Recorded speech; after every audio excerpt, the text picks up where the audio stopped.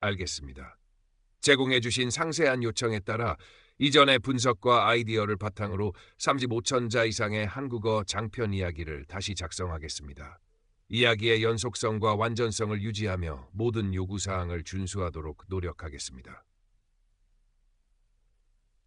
바람이 창문을 흔드는 소리가 유난히 크게 들리는 늦가을 밤이었다. 경기도 외곽의 낡았지만 정갈한 아파트. 여사는 스탠드 불빛 아래 홀로 앉아 뜨개질을 하고 있었다. 코를 하나하나 떠나갈 때마다 상념도 함께 떠내려가는 듯했지만 문득 밀려오는 적막감은 어쩔 수 없었다.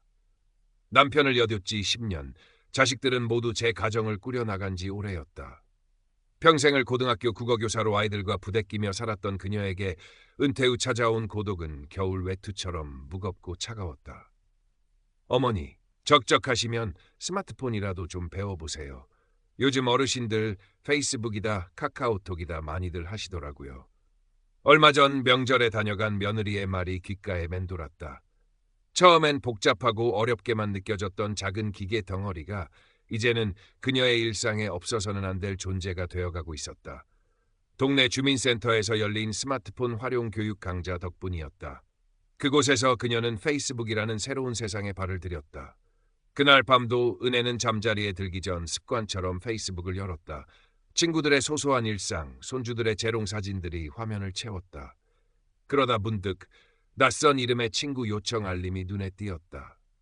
강민준. 함께 도착한 메시지에는 박은혜 선생님의 프로필에서 지성과 온화함을 느꼈습니다.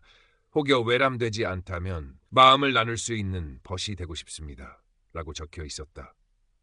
프로필 사진 속 남자는 푸른 바다를 배경으로 서글서글한 미소를 짓고 있는 그녀와 비슷한 연배로 보이는 신사였다. 선생님이라는 호칭과 지성과 온화함이라는 말에 은혜는 자신도 모르게 입가에 희미한 미소가 떠올랐다. 잊고 지냈던 과거의 자부심이 간질거리듯 되살아나는 느낌이었다. 평생 누군가를 가르치고 이끌어왔던 그녀가 아니던가. 잠시 망설이던 은혜는 떨리는 손가락으로 수락 버튼을 눌렀다. 그것이 그녀의 평온했던 황혼에 드리워질 검은 그림자의 시작이라는 것을 그때 그녀는 상상조차 하지 못했다. 강민준과의 대화는 놀랍도록 빠르게 깊어졌다. 그는 자신을 싱가포르에서 작은 무역회사를 운영하는 사업가라고 소개했다. 아내와는 오래전 사별했고 외동딸은 결혼해 미국에서 살고 있어 자신도 곧 사업을 정리하고 한국으로 돌아와 정착할 계획이라고 했다. 그의 말에는 은혜의 마음을 끄는 진솔함과 따뜻함이 묻어 있었다. 혜야라고 불러도 될까요? 당신의 글에서 느껴지는 온기가 꼭 내 어머니의 품 같습니다. 어느 날 그가 조심스레 건넨 말에 은혜는 얼굴이 붉어지는 것을 느꼈다. 혜야라는 애칭은 수십 년 전 먼저 세상을 떠난 남편이 즐겨 부르던 것이었다. 우연의 일치일까? 아니면 운명의 장난일까? 은혜는 강민준에게서 설명할 수 없는 강한 끌림을 느꼈다. 그는 매일 아침이면 혜야, 좋은 아침입니다. 오늘 하루도 당신의 미소처럼 햇살 가득하기를 이라는 메시지를 보내왔고 저녁이면 오늘 하루는 어떠셨나요? 당신의 이야기가 궁금합니다. 라며 그녀의 일상에 깊은 관심을 보였다. 은혜는 마치 사춘기 소녀처럼 그의 메시지를 기다렸고 밤늦도록 정성껏 답장을 쓰며 시간 가는 줄 몰랐다. 그와의 대화는 메마른 그녀의 삶의 단비와도 같았다. 강민주는 은혜가 교사 시절 겪었던 보람과 애환, 그리고 문학에 대한 깊은 조예에 대해 진심으로 귀 기울이며 공감해 주었다. 은혜는 평생 누군가에게 이토록 온전히 이해받고 존중받는다는 느낌을 받아본 적이 없었다. 그의 말 한마디 한마디는 은혜의 자존감을 채워주었고 잊고 지냈던 여성으로서의 설렘을 다시금 느끼게 했다. 혜야, 당신과 이야기를 나누다 보면 시간이 멈춘 듯합니다. 어쩌면 나는 당신을 만나기 위해 이토록 오랜 시간을 홀로 보냈는지도 모르겠습니다. 사업을 정리하고 한국에 돌아가면 당신과 함께 작은 서재를 꾸미고 매일 당신이 읽어주는 시를 들으며 잠들고 싶습니다. 강민준이 그려주는 미래는 너무도 아름답고 황홀했다. 은혜는 그와의 행복한 노후를 상상하며 밤잠을 설치기도 했다.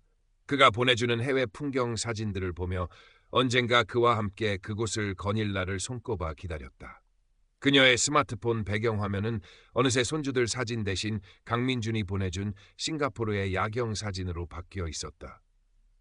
행복감에 젖어 있던 어느 겨울날 강민준에게서 다급한 연락이 왔다. 싱가포르에서 진행 중이던 중요한 수출 계약 건에 갑자기 문제가 생겨 통관이 지연되고 있다는 것이었다. 현지 세관에 급히 납부해야 할 통관 수수료가 있는데 은행 시스템 마감 시간 때문에 당장 송금이 어렵다고 했다. 그는 혜야, 정말 면목 없지만 혹시 300만 원만 빌려줄 수 있을까요? 이 문제만 해결되면 모든 것이 순조롭게 진행될 수 있습니다. 내일 아침 바로 갚겠습니다. 당신에게 이런 부탁을 하게 되어 정말 죄송합니다. 라며 울먹이는 목소리로 애원했다. 은혜는 순간 망설였다. 얼굴도 한번 보지 못한 사람에게 그것도 적지 않은 돈을 보낸다는 것이 마음에 걸렸다. 하지만 그동안 쌓인 정과 그의 절박한 목소리, 그리고 그가 약속했던 장밋빛 미래가 그녀의 이성적인 판단을 흐리게 했다. 그 사람이 어떤 사람인데 나에게 거짓말을 할 리가 없어. 이 정도 돈은 나중에 그 사람이 오면 충분히 갚을 수 있을 거야. 지금 그 사람은 얼마나 애가 탈까? 스스로를 합리화하며 은혜는 떨리는 손으로 은행 앱을 열어 돈을 송금했다. 혜야, 정말 감사합니다. 당신은 제 생명의 은인입니다. 이 은혜는 평생 잊지 않고 몇 배로 갚겠습니다. 강민주는 감격의 겨운 목소리로 몇 번이고 고맙다는 말을 전했고 그날 이후 더욱더 깊은 애정을 표현했다. 은혜는 자신이 옳은 일을 했다고 믿었다. 사랑하는 사람의 어려움을 덜어주고 그와의 미래를 조금이라도 앞당길 수 있다면 그까짓 돈은 아깝지 않다고 생각했다. 하지만 그것은 시작에 불과했다. 얼마 지나지 않아 강민주는 미국에 있는 외동딸이 갑자기 교통사고를 당해 급히 수술비가 필요하게 되었다며 눈물로 호소했고 은혜는 또다시 수백만 원을 송금했다. 그 후에도 한국 귀국을 위한 항공권과 초기 정착 자금이 부족하다. 한국에서 당신과 함께 시작할 작은 카페 사업의 계약금이 필요하다 등 다양한 이유로 금전 요구는 끊이지 않았다. 요구하는 액수도 점점 커져갔지만 그때마다 강민주는 더욱더 절절한 사랑의 언어와 구체적인 미래에 대한 약속으로 은혜를 안심시켰다. 은혜는 자녀들에게는 이 모든 사실을 철저히 비밀로 했다. 그들의 걱정을 사고 싶지도 않았고 어쩌면 강민준과의 관계를 이해받지 못할 것이라는 두려움도 있었다. 그녀는 평생 아껴 모은 비상금과 적금을 깨고 심지어는 남편이 남긴 유산과도 같았던 작은 연금보험까지 해약하며 그의 요구에 응했다. 통장 잔고는 빠르게 바닥을 드러내고 있었지만 강민준과의 행복한 미래를 생각하면 현실의 어려움은 아무것도 아닌 것처럼 느껴졌다. 그의 말대로라면 그가 한국에 오는 순간 이 모든 어려움은 눈 녹듯 사라질 것이었다. 강민주는 영상통화는 늘 사업상 중요한 기밀 회의 중이라 어렵다거나 지금 있는 곳의 인터넷 환경이 너무 열악하여 화상 연결이 불안정하다는 이유로 교묘하게 피했고 한국으로 돌아오겠다는 약속은 아직 해결되지 않은 현지 문제들이 계속 발목을 잡는다며 번번이 미뤄졌다. 은혜는 가끔 의심이 고개를 들 때도 있었지만 혜야, 혹시 나를 못 믿는 거예요? 내 온 마음은 오직 당신만을 향하고 있는데 당신마저 나를 믿지 못한다면 나는 정말 살아갈 의미가 없어요. 라는 그의 서운함 섞인 목소리와 눈물 어린 호소에 인해 모든 의심을 거두곤 했다. 그를 믿지 못하는 자신이 오히려 죄인이 되는 것 같았다. 그녀는 그의 말을 믿고 싶었고 믿어야만 했다. 이미 너무 많은 것을 걸어버렸기 때문이었다. 그러던 어느 늦봄 박은혜가 평생 교직에 몸담으며 가장 아꼈던 제자이자 현재 사회복지사로 일하는 김유 8세이 스승의 날을 앞두고 예고 없이 그녀의 집을 찾아왔다. 유정은 현관문을 열어주는 은사의 모습에 순간 할 말을 잃었다. 예전에 총명하고 단정했던 모습은 온데간데 없고 눈에 띄게 수척해지고 어딘가 불안해 보이는 은사의 모습이 너무도 낯설었다. 집안 분위기도 어딘가 활기를 잃고 정돈되지 않은 느낌이었다. 선생님, 오랜만입니다. 잘 지내셨어요? 안색이 많이 안 좋아 보이세요. 혹시 어디 편찮으신 건 아니죠? 유정의 걱정스러운 물음에 은혜는 애써 밝은 표정을 지으며 아니다, 유정아. 그냥 나이가 들어서 그런 게지. 어서 들어오너라 라고 말했지만 그녀의 목소리는 미세하게 떨리고 있었다. 유정은 은혜를 따라 거실로 들어서며 날카로운 눈으로 집안을 둘러보았다. 평소 깔끔했던 은사의 집이 어딘지 모르게 어수선했고 거실 탁자 위에는 각종 은행 서류 봉투와 스마트폰 충전기가 어지럽게 놓여 있었다. 그리고 유정의 눈길을 사로잡은 것은 은혜의 스마트폰 잠금 화면에 떠있는 낯선 남자의 사진이었다. 배경은 분명 해외의 어느 휴양지였다. 유정은 차를 마시며 조심스럽게 은혜의 안부를 물었다. 요즘 어떻게 지내시는지, 혹시 새로운 분을 만나고 계신 건 아닌지. 은혜는 처음에는 당황하며 말을 얼버무리려 했지만 자신을 진심으로 걱정하는 유정의 따뜻하고 진지한 눈빛에 결국 조금씩 마음을 열기 시작했다. 강민준이라는 사람을 페이스북에서 만나게 된 과정, 그가 얼마나 자상하고 자신을 아껴주는지, 그리고 그와의 행복한 미래를 얼마나 고대하고 있는지에 대해 수줍은 소녀처럼 얼굴을 붉히며 털어놓았다. 하지만 그에게 이미 수천만 원의 돈을 보냈다는 이야기는 차마 꺼내지 못했다. 그것은 마치 자신의 가장 치욕스러운 비밀처럼 느껴졌다. 유정은 박은혜의 이야기를 잠자코 들어주면서도 마음 한구석에서는 불길한 예감을 떨칠 수 없었다. 박은혜가 보여준 강민준의 페이스북 프로필 사진은 어딘가 전문 모델의 화보처럼 부자연스러웠고 그가 말하는 해외 사업 이야기도 구체적인 내용 없이 뜬구름 잡는 듯했다. 무엇보다 얼굴도 한번 보지 않은 사람에게 그토록 깊은 감정을 쏟고 미래를 약속한다는 것이 상식적으로 이해하기 어려웠다. 유정은 사회복지사로 일하며 노인 대상 금융사기나 로맨스 스캠 피해 사례들을 심심치 않게 접해왔던 터였다. 선생님, 그분하고 혹시 영상통화는 자주 하세요? 아니면 직접 만나뵌 적은 있으시고요? 유정의 조심스러운 질문에 박은혜의 얼굴이 순간 굳어졌다. 아, 그게 민준 씨가 사업상 보안 문제 때문에 영상통화는 좀 어렵다고 하고 또 지금 싱가포르 현지 사정이 복잡해서 한국에 오는 것도 자꾸 미뤄지고 있단다. 하지만 곧 모든 게 해결될 거라고 했어. 나는 그 사람 말을 믿는다. 박은혜의 목소리는 애써 태연했지만 어딘지 모르게 불안감이 배어 있었다. 유정은 더 이상 직접적으로 캐묻는 것이 오히려 은사의 마음을 닫게 할 수도 있다고 판단했다. 그녀는 일단 박은혜를 안심시키며 선생님께서 행복하시다면 저도 기뻐요. 하지만 혹시라도 무슨 일 있으시면 언제든 저에게 연락주세요. 라는 말을 남기고 돌아섰다. 하지만 그녀의 마음은 무겁기만 했다. 존경하는 은사가 어쩌면 위험한 상황에 빠져 있을지도 모른다는 생각에 밤잠을 설쳤다. 그날 밤 유정은 박은혜가 무심코 이야기했던 강민준의 페이스북 계정과 그가 언급했던 회사 이름 등을 토대로 인터넷 검색을 시작했다. 그리고 얼마 지나지 않아 충격적인 사실들을 발견하게 되었다. 강민준의 프로필 사진은 해외의 한 스톡 이미지 사이트에서 판매하는 중년 모델의 사진을 도용한 것이었고 그가 대표라고 주장했던 싱가포르의 회사는 검색조차 되지 않는 유령 회사였다. 또한 그가 박은혜에게 보냈던 사업 관련 서류 이미지들은 조악하게 합성된 흔적이 역력했다. 모든 정황이 박은혜가 로맨스 스캠의 피해자라는 것을 가리키고 있었다. 다음 날 아침 일찍 유정은 떨리는 마음으로 박은혜에게 다시 전화를 걸었다.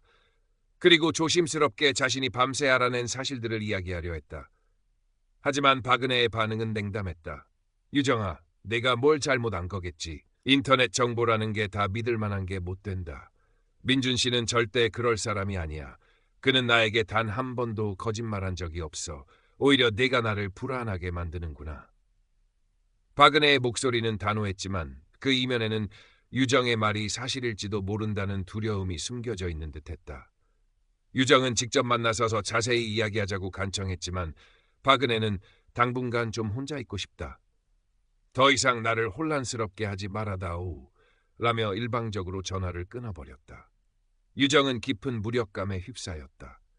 그 무렵 강민준은 박은혜에게 그 어느 때보다 달콤하고 간절한 메시지를 보내오고 있었다. 혜야, 드디어 모든 것이 거의 다 해결되었어요. 이제 정말 당신 곁으로 갈 수 있게 되었어요. 한국에 당신과 함께 살 아담하고 예쁜 집을 계약하려는데 마지막 잔금이 조금 부족하네요. 딱 5천만 원만 더 보내주면 모든 것을 완벽하게 마무리하고 다음 주 비행기로 당신에게 날아갈 수 있어요. 이것이 정말 마지막 부탁입니다. 내 모든 것을 걸고 약속할게요. 평생 당신 발 씻겨주며 당신만을 위해 살겠습니다. 그는 박은혜의 명의로 집을 계약해야 한다며 주민등록등본과 인감증명서까지 요구했다. 박은혜는 마지막 남은 퇴직금과 작은 아파트를 담보로 대출까지 생각하고 있었다. 유정의 경고가 마음에 걸렸지만 이 모든 의심을 한 방에 날려버리고 강민준과의 행복한 미래를 쟁취하고 싶다는 오기가 생겼다.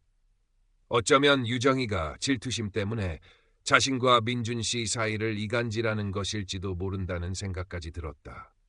박은혜가 은행으로 향하기 위해 현관문을 나서려던 바로 그 순간 초인종이 미친 듯이 울렸다. 문을 열자 땀으로 흠뻑 젖은 채 숨을 헐떡이는 유정이 잔뜩 굳은 얼굴로 서 있었다. 그녀의 손에는 서류 뭉치가 들려 있었다. 선생님, 제발 제 이야기 딱 한 번만 더 들어주세요. 정말 이러시면 큰일 나세요. 제가 모든 증거를 가져왔어요. 유정은 박은혜를 거의 반강제로 거실 소파에 앉히고 밤새 자신이 모으고 정리한 자료들을 하나하나 펼쳐 보이기 시작했다. 강민준의 프로필 사진 원본 출처, 그가 도용한 모델의 실제 활동 내역, 그가 언급한 유령 회사의 정체, 유사한 수법에 당한 다른 국내외 피해자들의 절규 어린 사례들, 그리고 결정적으로 박은혜가 송금했던 대포통장 계좌가 이미 여러 건의 금융사기 사건에 연루되어 경찰의 수사망에 올라있다는 은행 확인 내용까지. 모든 증거는 강민준이 박은혜의 감정을 철저히 이용한 악랄한 사기꾼이라는 것을 명백하게 가리키고 있었다. 박은혜는 눈앞에 펼쳐진 믿을 수 없는 사실들 앞에서 한동안 아무 말도 하지 못했다. 아니, 할 수 없었다. 머릿속이 하얗게 비어버린 듯했고 심장이 바닥없는 늪으로 곤두박질 치는 것 같았다. 믿고 싶지 않았다. 자신이 그토록 진심을 다해 사랑했던 사람, 자신의 마지막을 함께하리라 굳게 믿었던 그 모든 약속과 다정한 말들이 한낱 허상이고 기만이었다는 것을 도저히 받아들일 수가 없었다. 아니야, 아닐 거야. 이건 분명 뭔가 잘못된 거야. 민준 씨는 나에게 이럴 수 없어. 박은혜는 어린아이처럼 고개를 세차게 저으며 울먹였다. 바로 그때 마치 운명의 장난처럼 박은혜의 스마트폰이 요란한 벨소리를 울렸다. 화면에는 나의 전부 민준 씨라고 저장된 발신자 이름이 선명하게 떠 있었다. 유정은 재빨리 박은혜에게 스피커폰으로 전화를 받도록 하고 자신의 스마트폰으로 통화 내용을 녹음하기 시작했다. 혜야, 내 사랑. 지금 어디에요? 돈은 준비된 거죠? 빨리 보내줘야 내가 오늘 바로 우리 보금자리 계약을 마무리할 수 있는데 이제 정말 우리 행복 시작이에요. 강민준의 목소리는 그 어느 때보다 다정하고 감미로웠지만 어딘지 모르게 초조함과 계산적인 느낌이 묻어 있었다. 박은혜는 떨리는 목소리로 유정이 미리 알려준 대로 간신히 입을 열었다. 민준 씨, 저 그 돈을 오늘 보내기가 좀 어려울 것 같아요. 갑자기 집에 좀 일이 생겨서. 순간 전화기 너머 강민준의 목소리가 싸늘하게 돌변했다. 한치의 망설임도 없는 완벽한 가면의 벗겨짐이었다. 뭐라고? 어렵다니. 그게 지금 나한테 할 소리야. 이봐, 박은혜 씨. 지금 나랑 장난하는 거 아니지? 당신 나한테 약속했잖아. 오늘까지 돈 보내기로. 그거 안 보내면 어떻게 되는지 한번 똑똑히 보여줘. 당신이랑 내가 밤낮으로 나눈 그 뜨거운 카톡 대화들, 당신 그 잘난 자식들한테 싹 다 보내버릴 거야. 당신 그 나이에 주책 없이 젊은 남자한테 빠져서 돈이며 마음이며 다 갖다 바친 거 동네방네 소문 쫙 내서 아주 얼굴도 못 들고 다니게 만들어줄 수도 있어. 그러니까 당장 돈 보내. 마지막 기회야. 평소에 신사적이고 다정했던 모습은 온데간데 없었다. 추악한 욕설과 노골적인 협박만이 전화기 너머에서 독사의 혓바닥처럼 쏟아져 나왔다. 박은혜는 온몸의 피가 거꾸로 솟는 듯한 충격과 함께 그 자리에 풀썩 주저앉았다. 모든 것이 산산조각 나버렸다는 것을, 자신이 철저히 기만당하고 농락당했다는 것을 뼈저리게 깨달았다. 뜨거운 눈물이 뺨을 타고 하염없이 흘러내렸다. 지난 몇 달간 그녀를 지탱해 주었던 모든 믿음과 희망이 한순간에 잿더미로 변해버린 것이다. 유정은 말없이 박은혜의 떨리는 어깨를 감싸 안고 함께 분노하며 눈물을 삼켰다. 그녀는 녹음 버튼을 누른 자신의 스마트폰을 꽉 움켜쥐었다. 그 후 며칠 동안 박은혜는 마치 영혼이 빠져나간 사람처럼 방 안에 틀어박혀 지냈다. 식음을 전폐하고 멍하니 창밖만 바라보았다. 엄청난 액수의 돈을 잃었다는 사실보다 진심이라고 굳게 믿었던 사랑이 이토록 추악한 기만이었다는 배신감과 스스로에 대한 깊은 혐오감에 몸서리쳤다. 평생을 남에게 존경받으며 바르게 살아왔다고 자부했던 자신의 삶이 한순간에 더럽혀지고 무너져 내린 것 같았다. 죽고 싶다는 생각마저 들었다. 유정은 그런 박은혜의 곁을 그림자처럼 지켰다. 매일같이 찾아와 죽을 쑤어 억지로라도 떠먹이고 햇볕을 쬐어야 한다며 거의 반강제로 부축하여 아파트 주변을 산책시켰다. 그리고 무엇보다 박은혜가 자신의 감정을 쏟아낼 수 있도록 끊임없이 말을 걸고 귀 기울여 주었다. 그녀는 박은혜에게 선생님 잘못이 아니에요. 선생님의 따뜻한 마음을 악용한 그놈들이 천하의 나쁜 놈들이에요. 절대로 스스로를 자책하지 마세요. 라며 용기를 북돋아 주었다. 유정의 헌신적인 노력과 격려에 박은혜는 아주 조금씩이지만 마음을 추스르기 시작했다. 그리고 유정의 도움을 받아 떨리는 손으로 경찰서에 제출할 고소장을 작성하기 시작했다. 강민준과 주고받았던 모든 메시지, 송금 내역, 그리고 마지막 통화 녹취 파일까지 모든 증거를 첨부하여 그의 파렴치한 사기 행각을 낱낱이 고발하는 것은 마치 자신의 가장 수치스러운 부분을 도려내는 듯한 고통이었지만 동시에 마음 한구석에서는 더 이상 당하고만 있지 않겠다는 작은 분노와 함께 후련함이 밀려왔다. 경찰서 민원실에 앉아 담당 형사에게 진술하는 동안 박은혜는 몇 번이나 말을 잇지 못하고 눈물을 쏟았다. 하지만 유정이 옆에서 그녀의 손을 꼭 잡아주며 용기를 주었다. 경찰은 즉시 수사에 착수하여 강민준이 사용한 대포 통장을 지급 정지시키고 IP 추적 등을 통해 범인 검거에 나섰지만 해외에 거점을 둔 전문 로맨스 스캠 조직일 가능성이 크며 완전한 검거나 피해 금액 회수는 현실적으로 어려울 수 있다는 조심스러운 답변을 들었다. 박은혜는 실망감에 잠시 휘청거렸지만 그래도 더 이상의 추가 피해를 막는 데 조금이라도 기여했다는 사실과 무엇보다 진실을 밝히기 위해 용기를 냈다는 사실에 작은 위안을 삼기로 했다. 뒤늦게 이 모든 사실을 알게 된 박은혜의 자녀들은 처음에는 충격과 함께 어머니의 어리석음을 탓하며 원망하는 마음을 감추지 못했다. 하지만 곧 어머니가 그동안 얼마나 깊은 외로움 속에서 힘들어했는지, 그리고 그 빈틈을 파고든 사기꾼의 가머니설에 얼마나 속수무책으로 무너질 수밖에 없었는지를 깨닫고는 깊이 후회하며 눈물로 용서를 구했다. 그들은 예전보다 훨씬 더 자주 어머니를 찾아와 살뜰히 보살폈고 그동안 서먹했던 가족관계는 이 가슴 아픈 사건을 계기로 오히려 더욱 돈독해지는 아이러니한 결과를 낳았다.